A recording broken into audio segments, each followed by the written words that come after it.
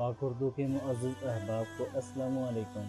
हम उम्मीद करते हैं कि आप सब खैर आफियत से होंगे।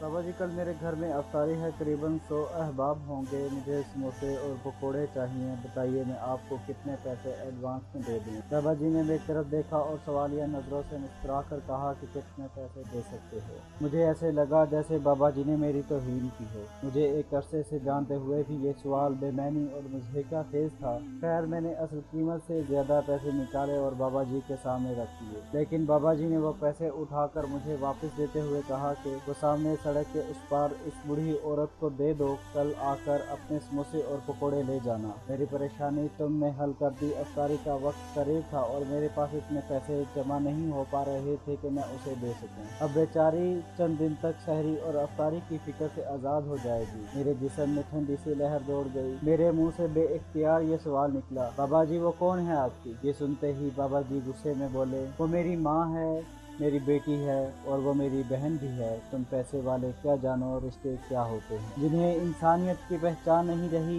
उन्हें रिश्तों का भरम कैसा होगा। पिछले 3 घंटों से खड़ी है, न मांग रही है और ना ही कोई दे रहा है। तुम लोग भूखा रहने को रोजा समझते हो और पेट भरे रिश्तों को अफ्तार करवा के समझते हो सवाब कमा लिया। अगर रोजा रखने के बाद भी एहसास नहीं जागा तो ये रोजा नहीं, सिर्फ भूख है। मैं ये सब सुनने के बाद बोझल कदमों से उस बूढ़ी औरत की तरफ चल पड़ा और सोचने लगा कि ये जो मेरे हाथ में पैसे हैं ये मेरे नहीं, बाबा जी के हैं। मेरे पैसे तो रिश्तों को इस्तवार कर रहे हैं और बाबा जी के पैसे अल्लाह की रजा को हासिल करने जा रहे हैं। और मैं ये भी सोच रहा था कि उस बूढ़ी औरत में माँ, बहन और बेटी मुझे क्यों दिखाई नहीं दी। काश मैं भी बाबा जी की आंख से देख सकता। काश तमाम साहिबाने हैसियत भी इसी आंख के मालिक होते।